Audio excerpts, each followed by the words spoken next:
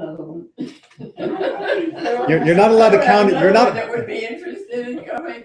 Oh, but today we're going to get to some of the juicy stuff, right? So, start off with the question: what's the worst thing that can happen if you don't follow a commandment? All right, so Malka's making the death sign, the getting killed side. So, if you murder someone and there is proper witnessing, warning, and a proper trial and all of that, and you're sitting with a court that is allowed to administer the death penalty, then you could be executed, right? So too for adultery and a number of other crimes. That there were death penalties available. Okay, so, but that's not every mitzvah, right? I mean, if I fail to give the corners of my field to the poor, do I get executed? No, I would hope not. No. If I don't, celebrate with as much joy as I should the holiday of Passover, do I get executed? No. If I eat chametz on Passover, a big lovely, turkey sandwich, nice soft bread, Passover, executed? No. But you are cut off, aren't you? But there is this thing called karet, right? And there is the penalty of karet, which is considered to be the most severe. Is that like shunning? Maybe. Okay. So when we look at the penalties within the Torah, we of course have a dead pen.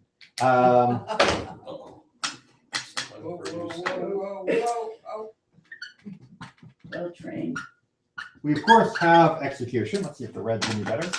We have execution, and then we have things that are like flogging and fines and other sorts of minor penalties. Flogging was considered relatively minor. And there are certain other things where if you are supposed to do it but you don't do it, you are simply admonished, but there's no tangible penalty to it.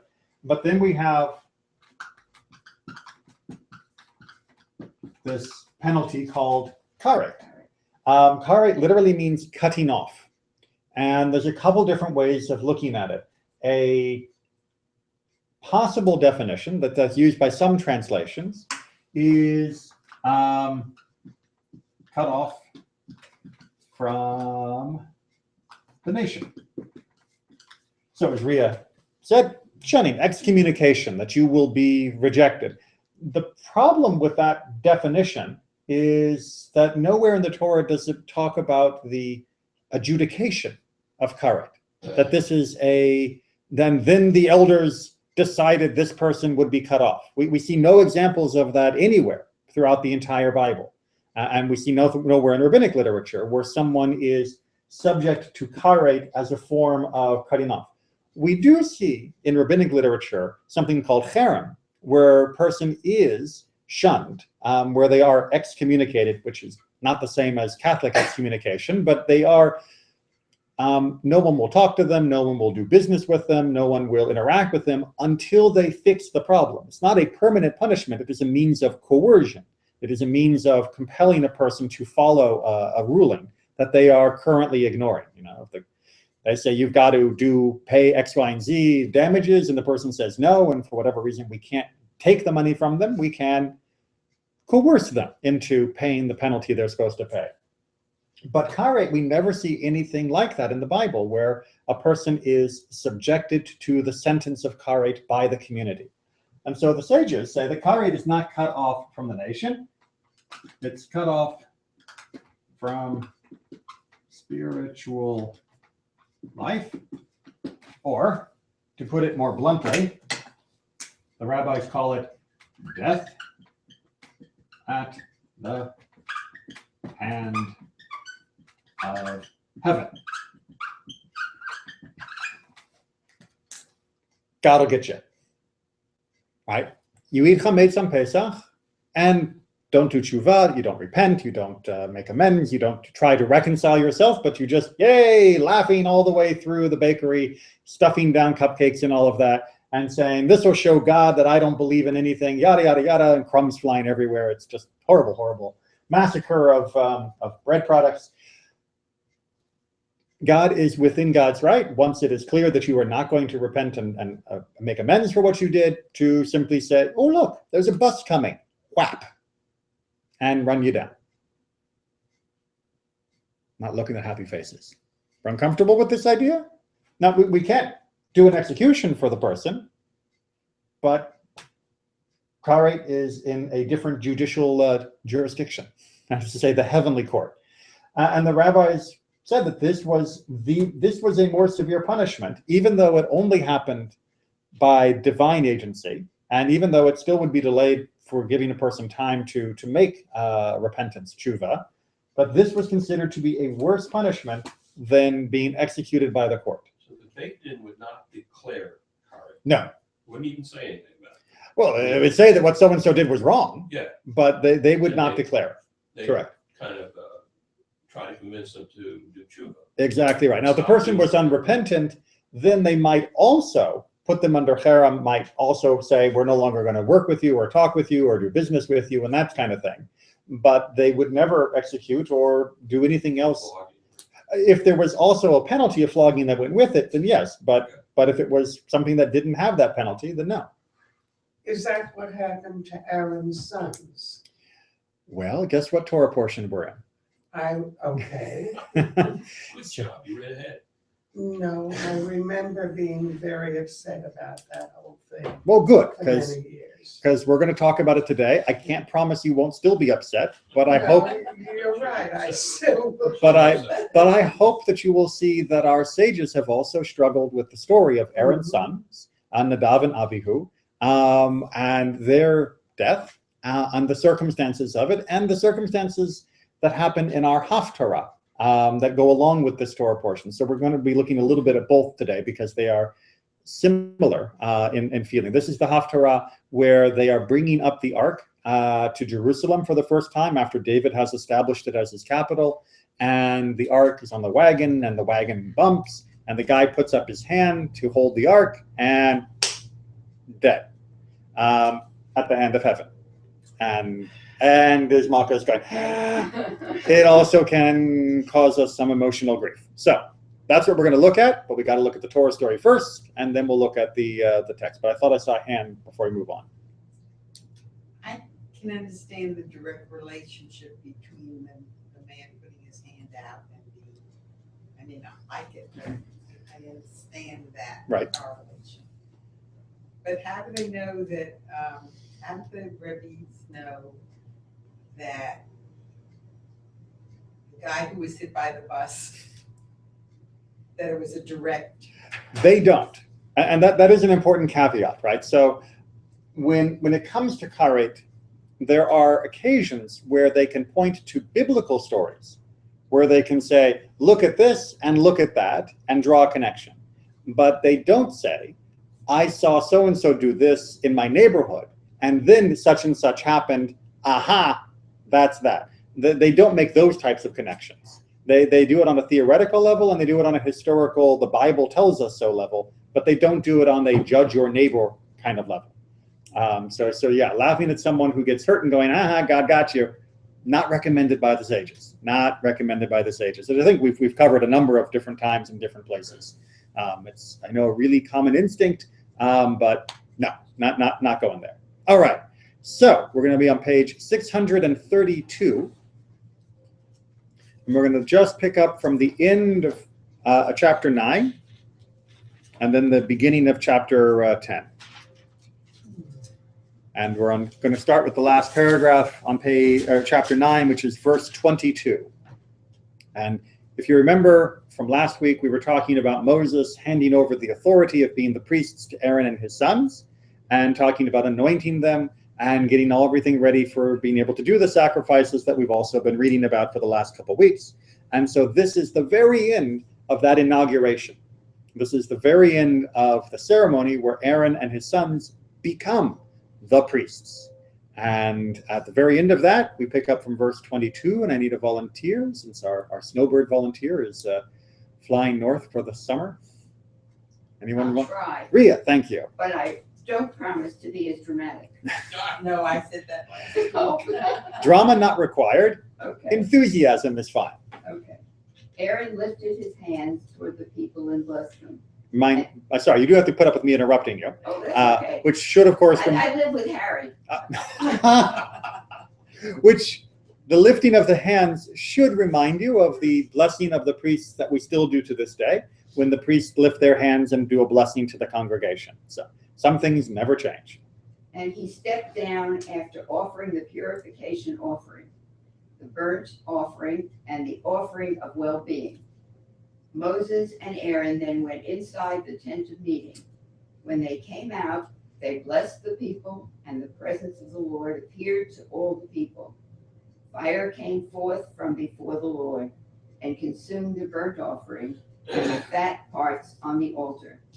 And all the people saw and shouted and fell on their faces. All right, so as we talked about before in previous years, this fire is the fire that kindles the altar, as it were. It's the fire that is the bridge between us and heaven, showing the acceptance and the approval of the sacrificial service as it has been rendered. And that fire in this case, and then in one other case, the famous showdown with Elijah on Mount Carmel, comes not from flint and steel, but comes from a heavenly source. So it's kind of a big moment of drama. Make sense? Right? So Aaron blesses the people, and everything has been done right, and fire down, boom, the altar is ignited, the parts that were offered.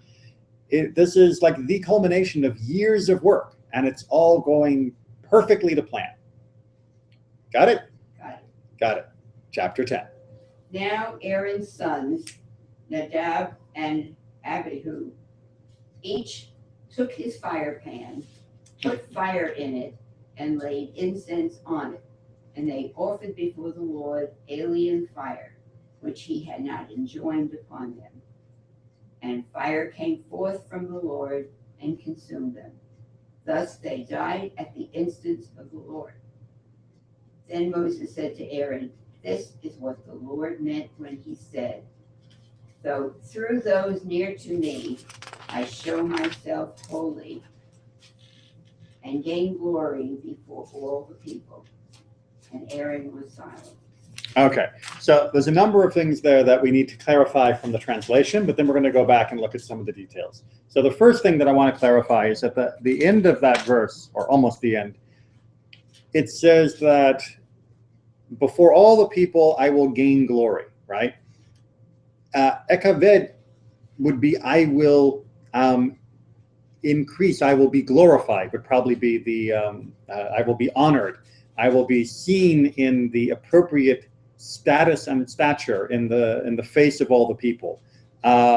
Gaining glory in an English idiom is a very egocentric phrase, right? It's a very much, I want to win this race so that everyone's going to think I'm great kind of feeling. What is being used here in the Hebrew is more, look, those people that are officiating for me, right? Those that are near to me, they have a responsibility to make sure that I am esteemed in the eyes of the people, that the ritual, the style of the sacrifices is being done in a way that increases their appreciation of me and my presence in this world and my connection to them.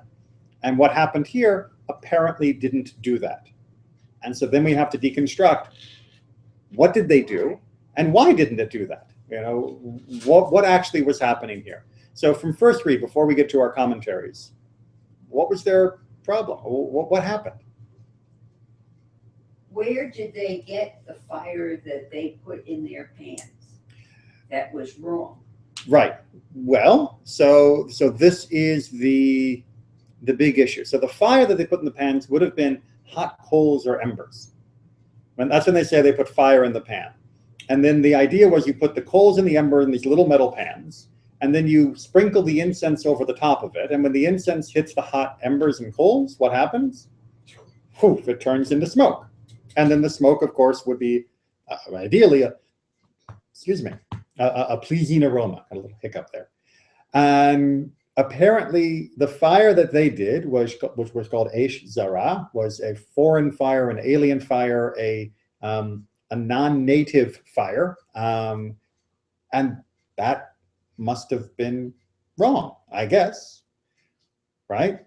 Maybe? Was the incense part wrong? Well, it's the fire itself that gets the adjective as being alien or foreign, rather than the incense itself. So, But they got the fire coals from the altar. well, it doesn't actually say where they took their fire coals from. But where else would it have come from? Well, why would the fire coals necessarily have to have come from the altar? Well, it didn't have to, but it was right there. They were right by it. It was? Okay, so let's Commentaries say also it wasn't the fire, but that Rhea's right. It was the incense itself wasn't mixed properly. all right, so let's take a look here at the some of the linguistic things. So we have this word, and I'm just going to use the transliteration Aish, right? And we have an Aish Zara, right? This foreign fire, this alien, this non-native fire. That's the weird word, alien. Well, it's the word here, right? That is the adjective to the word Aish. Where else do we see the word Aish in recent text? Right? And whenever you're using a word that stands out, you have to say, well, where else have we used this word? And the closer the better for understanding it. What other fire have we seen recently in our reading? Well, just the fire that came down to light the altar. All right, but you've also got this Aish. And where did this Aish come from? Right, and this was God's Aish. Right, so you had the fire that came down and lit the altar. That was the end of chapter 9. Right, remember, what is it, verse 24. Fire came forth from before the Lord and consumed the burnt offering. So we've got this fire coming from God that consumes the burnt offering. And then we have a Aish Zara that is being offered before God.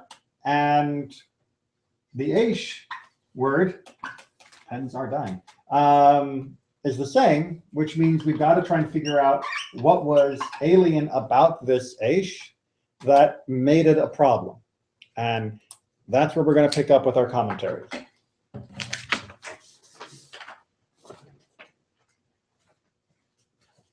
we are. Oh, thank you. Okay. Looking at the text carefully, that's important.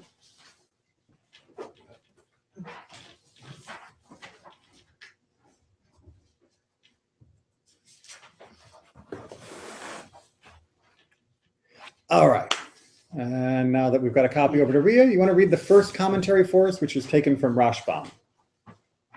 This is the same fire described in 9:24. The burning of the offering and of Aaron's sons took place as a single event. So pause there. So remember, 9:24 is where it says the fire came out from before God. And then our event, it says they brought a foreign fire. And what Rashbam is saying is these two were simultaneous. Even though they're in different chapters, a later division of the text, even though they're in two different chapters, these were in fact one continuous, simultaneous. These were simultaneous events. So that the fire from God that consumes them is the same fire from God that is setting up the sacrifice.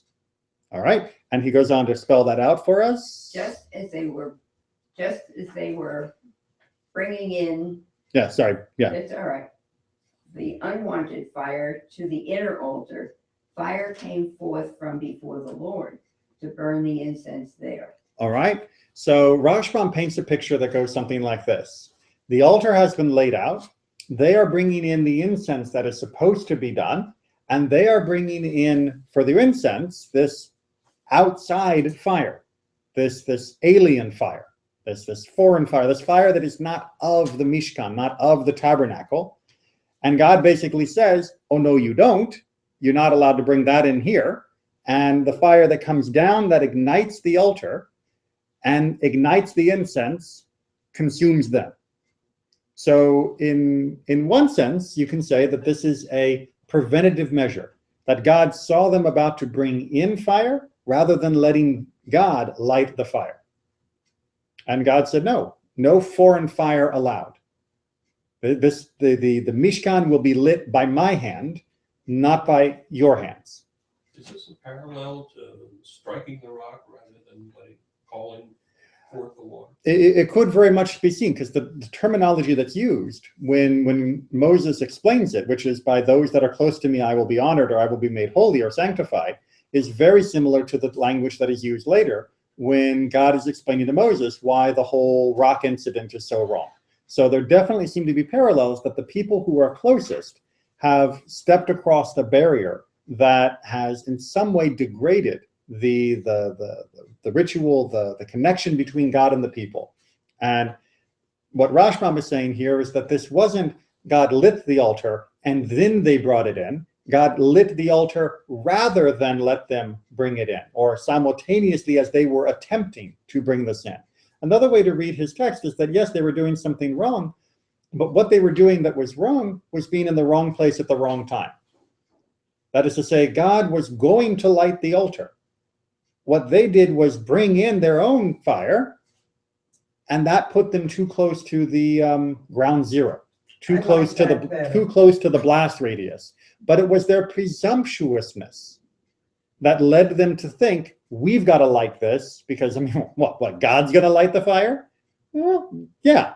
And again, the question of the hitting the rock, what is it that Moses says to the people before he hits the rock? Are we going to get water from this rock? And then he smacks it, which implies doubt in God's ability, doubt in God's providence for the people. And so the issue here may have been one of pride or doubt, which are often hand in hand. That is to say, doubt in God often forces us to feel more pridefully responsible for ourselves in ways that can lead to arrogance. And indeed, that is going to be a theme that's picked up by other commentary. Questions before we move on? Were the sons supposed to know that they weren't supposed to do this? Okay. So then we get into, well, if this was what was supposed to happen, why didn't they seem to know that this was supposed to happen? Or why didn't they let it happen? Why did they jump the gun? And that is going to be another beautiful jump and segue to the next text. Rabbi Levi said they were conceited. Many Women. And sorry for my them typos. eagerly to marry them. But what did they say? Our uncle is king. Moses. Our other uncle is a head of a tribe. Our father is high priest. We are his two assistants. What woman is worthy of us? Right? So they were a little full of themselves. Right? So where do they get the jump to that? Where do they get to the jump to that? They get the jump to that by going bidirectionally, right? So as we just said, the initial issue might be that they have jumped the gun to bring this fire in when God was going to light it, that they have jumped the gun by choosing to do something that it says was not commanded for them to do, right? So we've already seen in some ways they are taking unwarranted initiative. And the rabbis are saying, who are the kind of people who make these sorts of decisions and do these sorts of things when it's the most precise and important ritual or ceremony or activity of the community? What kind of person would stand there? Let me put it this way. Imagine you're at an inauguration, which this is, of the President of the United States, and the President of the United States ad-libs. It just makes it up, changes the whole thing, and doesn't do the oath the way the oath is being told to him by the Supreme Court justice, just makes up the whole thing. Wouldn't you say not, oh, what an interesting innovation, or how nice that he wanted to make it a little bit more personal? Or wouldn't you say, what kind of person for this moment chooses to ad lib and just make it up as he feels like? I mean, this is when you follow the rules. And these guys didn't. When you don't follow the rules of the inauguration, you're making a mockery of our American traditions. You are trampling the Constitution. Not that it says specifically what needs to be said, but we would feel very disrespected if we saw somebody in that position behave in that way. And that may be what's going on here. And once you believe that somebody who would presume to act in that way would have that personality, you then say, okay, we also don't hear about wives. We don't hear about them having kids. We know they're definitely old enough. Why would they not be married? Well, if they're the kind of guy that would think they can make it up as they go along, they'd probably also be the kind of guy that sits around going, what woman's good enough for me? Or, to put it another way, other conceits. I like the next paragraph. You might like the next one better, yes. Yep. Moses and Aaron were walking along as Nadav and Avihu were behind them, and all of Israel behind them. And this comes from a list of the Aaron, or Moses and Aaron and his children and the rest. And so they are put in the list earlier on as being behind Aaron and Moses. And they imagine a conversation. Nadav said to Avihu, when these two elders die, you and I will lead this generation. Right? God said to them, let's see who buries who. How long do we have to wait for these old guys to die? Because remember, they're at least 80 years old when they're leaving Egypt, before we can be in charge. I always think of Prince Charles whenever I read this passage. His mother, what's that? His mother is now the longest reigning monarch. And it's like he's been prince. She's doing fine. And she does look great. And he's been prince for his entire life. I mean, he's been prince longer than most people ever get to be king. And it's just when I can imagine, not that I'm saying he ever has this, but I could imagine a prince in such a situation going, when is she going to die so I can be king? And the rabbis say the kind of men that would jump the gun on the inauguration day and do what they thought was best rather than what was commanded, those are the kind of people that are also waiting for the elders to die so they can take over. And what an attitude that is, to look at these two men, Moses and Aaron, that are the greats of the generation that have led us out of Egypt, and all they can think about is, I get the corner office when he dies. That's me in a couple of years if we can just wait long enough for these two guys to die. And God says, yeah, that fate doesn't work like that. Go on. Rabbi Eliezer says, the sons of Aaron died only because they rendered halachic decisions in the presence of their master Moshe. All right, so to come back to your question, Malkov, where does it say they did all this sort of stuff? What it definitely does say is that they chose to do something that hadn't been commanded. By what vehicle would they have known what was and wasn't commanded? Were they talking to God? I don't think so. No. God spoke to Moses, and Moses instructed them. So for them to do something that wasn't instructed means they were deliberately not following the rules of Moses, which means they were making their own rules. They were making their own judgments, despite hearing it from Moses directly. And that in rabbinic Judaism is a big no-no. That if you are within the presence of your teacher, you don't go around giving decisions. If your teacher's there in the room and someone says, does anyone know if this is kosher, and they're holding up a chicken or something, even if you're a full rabbi, even if you are well and learned, respected rabbi, if your teacher is there, your rabbi, you do not say, I can tell you it's kosher or not. You wait and let the teacher render the decision. It's a sign of all that I know came from this person. Therefore, why would you go to me when you have this person here? All that they knew of God came through Moses. Why then would they have the arrogance to think they can figure out better what should be offered, or when it should be offered, or where they should be standing? Because their father was the high priest. Exactly. Exactly. And that should have taught them respect and humility and loyalty and tradition and authority. And instead it taught them we can do what we want because we're in a position of power. And what the text is saying here by this midrash, and then coupled with the Torah reading, is no, being in a position of power means that if you do things that deviate even a little, you're going to get smacked with a ball of fire. Whereas the rest of us who are never in a position to make that kind of mistake because we haven't been elevated, we don't have as far to fall. The consequences for the error of the common man are less severe than the consequences of those who are standing in the front of the congregation who are leading the people. It's why, just imagine, because I can still see a little uncomfortableness. Just imagine you have two people. One is a governor of a state, and the other is a low-ranking official in the DMV. And the governor is discovered to have misappropriated $5,000, and the guy who's working at the DMV has been found to have misappropriated $5,000. Should they receive the same penalty? When they go to trial, Two ways to look at it. Everybody's equal under the eyes of the law, so yes. Or the bar is higher for the elected official. But every one is equal. all right, That is what's stressed. more. everyone is equal, but the damages done by different people are more severe. The damage I done, agree with right, that. the damage but done our by a law higher doesn't official. Agree with that. Actually, our law does. It does? Yeah, certainly Jewish law does.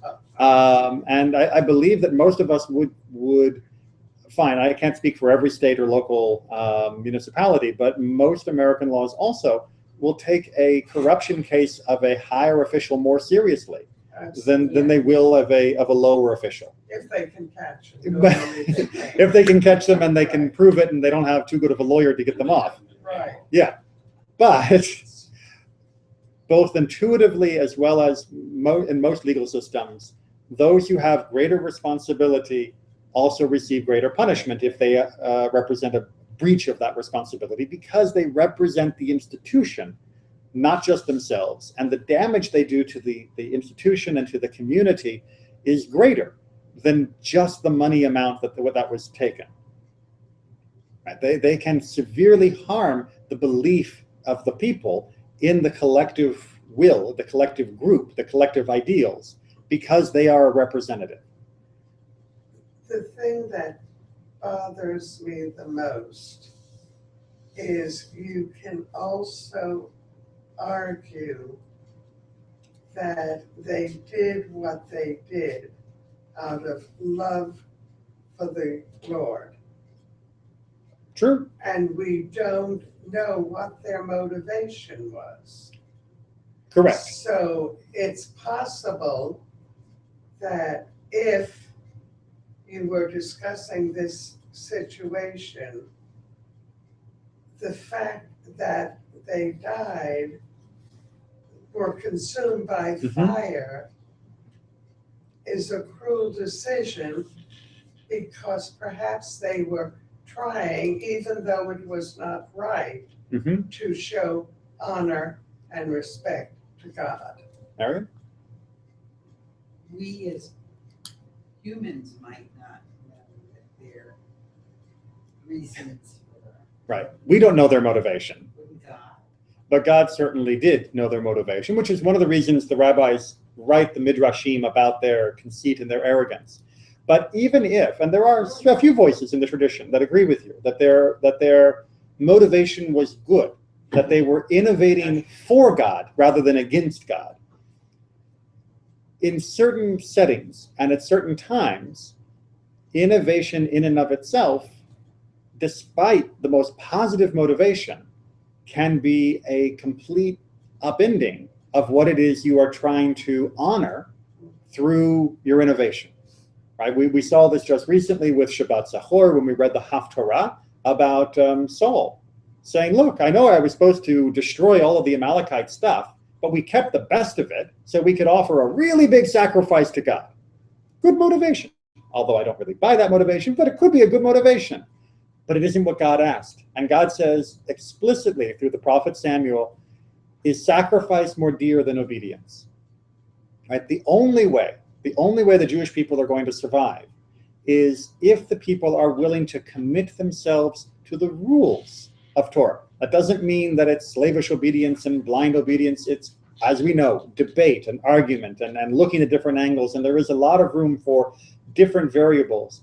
But when you are the nephew of Moses standing at the inauguration of the tabernacle, when everything is as crystal clear at this moment as it could ever be, doing something other than what was asked is a complete undermining of the very endeavor of having a community bound together by a single covenant with God.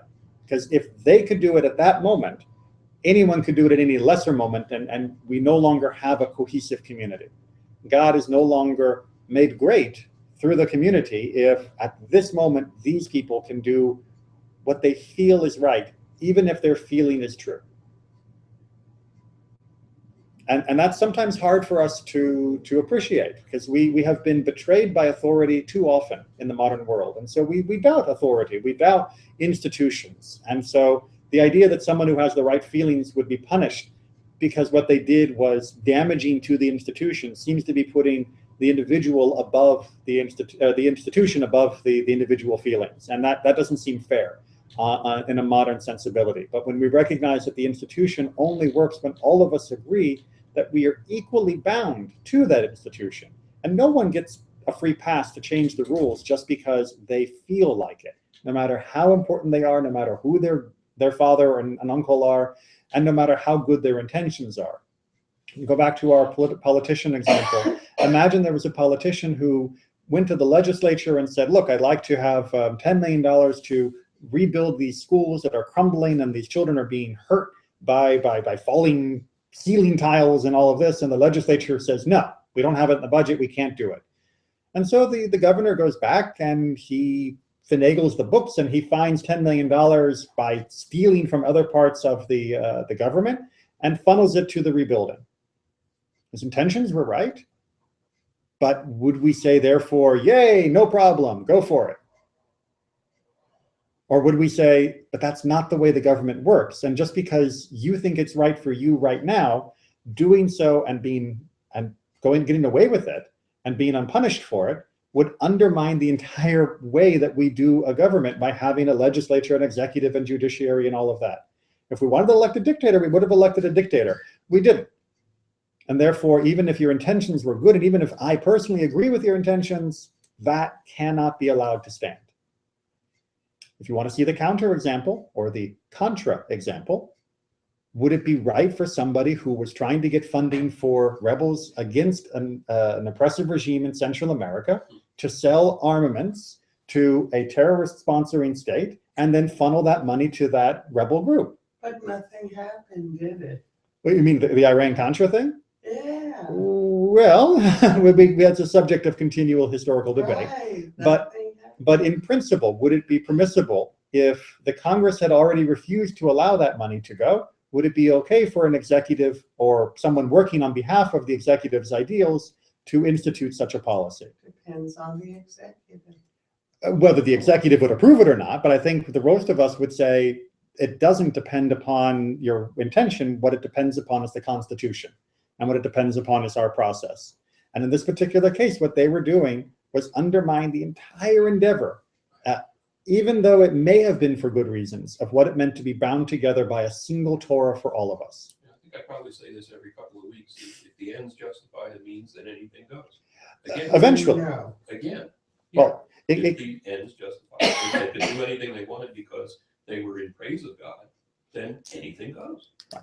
Next, they be dancing around a golden calf. Well, and we do see later on people offering up much more than strange fire. We see people offering up unkosher animals, and we see people offering up their own children as sacrifices to God and to other deities as well. They didn't see the example, I guess.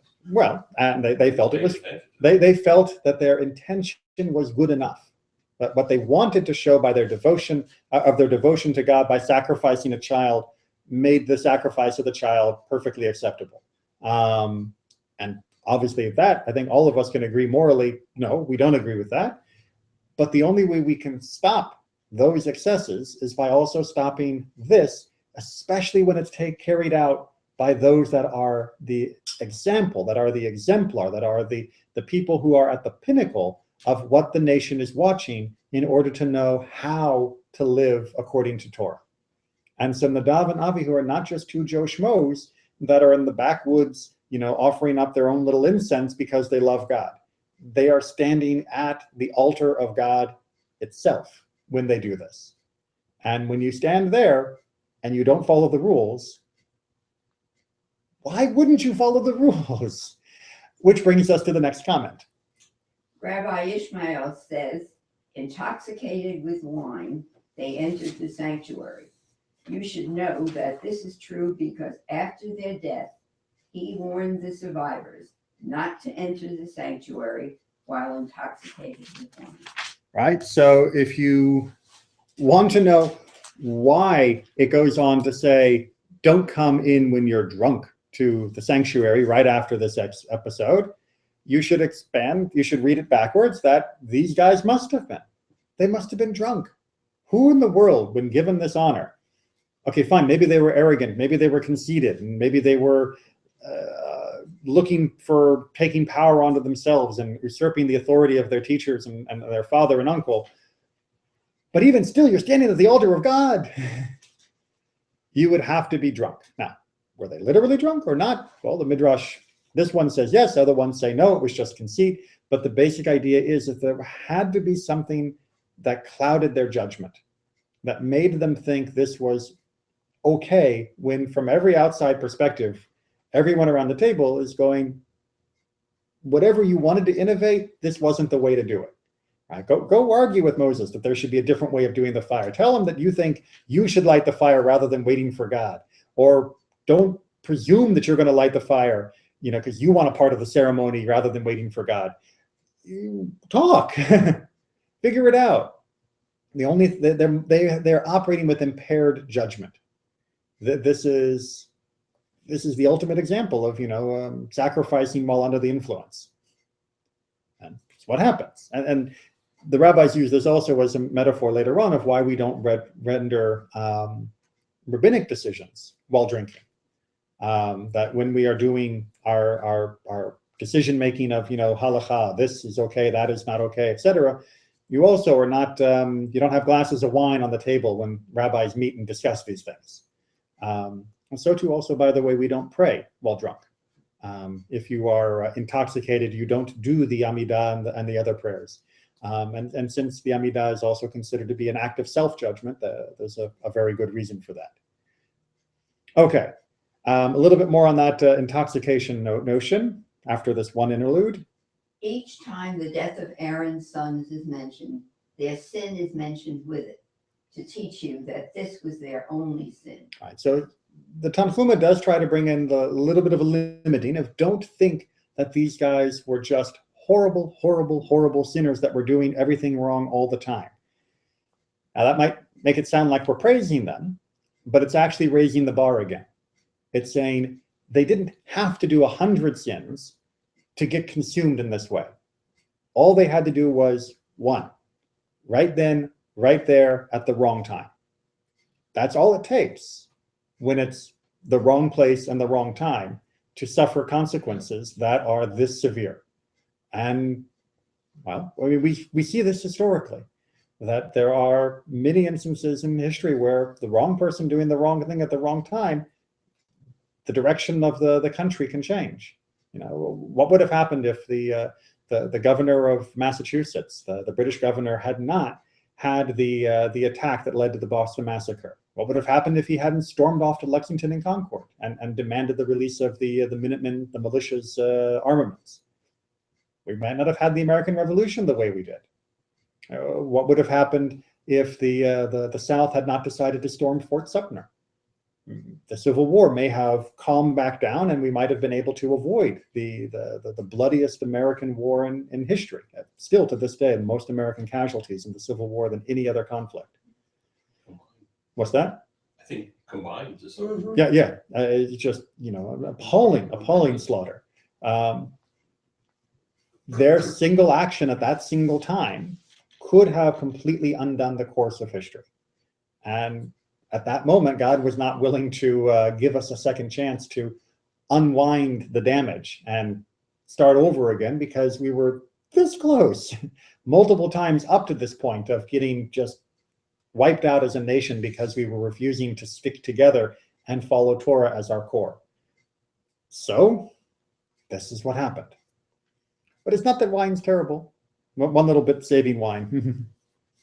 The sages said, the Holy One, blessed be he, said, I had 2 princes, and they died on account of wine. Referring metaphorically to these 2. Therefore, since wine is a stumbling block for humanity in this world, in the world to come, I shall make it an object of rejoicing, as it is said, and it shall come to pass in that day that the mountains shall drop down sweet wine. Right. So it's not that wine in and of itself is bad, but it can certainly be a stumbling block. And the stumbling block they're talking about here is the impairment of judgment. Right? When we drink to excess, we often miss the rejoicing side of it and instead move into the questionable judgment side of it. And we begin to make bad decisions. The rabbis noticed that in antiquity, and they noticed that in their own communities. But wine is a symbol of rejoicing because it does have a positive effect when used according to the rules. Lifting a wine for Kiddush, enjoying wine at Passover coming up, even enjoying a little extra wine on Purim, all of these things can enhance our holidays and our rejoicing and the sanctity of the day. It's why we do the Kiddush, the sanctification over wine. But when taken to excess, when taken to an extreme, or when we just start making it up on our own, rather than a glass of wine, how about a nice big glass of whiskey? Our judgment becomes impaired, and more likely than not, we will start making mistakes. Now, most of us are not Nadav and Avihu, so we are not going to get blasted by the fire lighting the altar of the Mishkan, but we will have to live with the consequences. Anytime we deliberately impair our judgment, either through arrogance, conceit, thinking we know it all, which is a form of arrogance and conceit, or by deliberately reducing our cognitive ability through substances, we can be liable to make decisions that will have far-reaching consequences. Make sense? We've actually run out of time. You're welcome on the back page. I brought some of the quotes that talk about the story of Uzzah and the carrying of the ark. And there again, the primary problem is that the ark was being carried in a manner that was completely not how it was supposed to be carried. We are told throughout the Torah and then in the book of Joshua, the ark is meant to be carried on the shoulders of the Levites. And when it comes time for David to move it, it's being moved in a cart. And if it had not been in a cart, it never would have tumbled. If it never would have tumbled, Uzzah never would have put his hand up. And the fact that he put his hand up at all showed that as he was walking next to the ark, he was not at all in the state of mind that this object next to me is the most sacred symbol of our people and our connection to God. Because anyone who's in that state of mind is going to be so in awe of it, they would be paralyzed and not put their hand up. I mean, it just can't even imagine thinking it would be okay to touch this incredible golden box standing next to you, as though it was a packing crate on the back of a cart. So again, many decisions were made that led to him being in that position, where then his lack of respect led him to take an action that should never have been allowed to have had in the first place if people had been doing it right. And by the way, at the end of the story where David brings the ark finally into Jerusalem, they carry it correctly. And lo and behold, it makes it there in one piece and no one gets hurt. So there is a somewhat of a happy ending to that story. But that's the quick version. Like I said, there's more text on the back to help you get a bit better feel for what happened with Uzzah. And you can even bring it on Shabbat when you are there for the reading of the Haftarah. Although, no, we are in Shabbat Parah this week, so we're not going to be reading the official Shemini Haftarah. So you can read it on your own time. All right. Thank you very much. Thank you, Rabbi.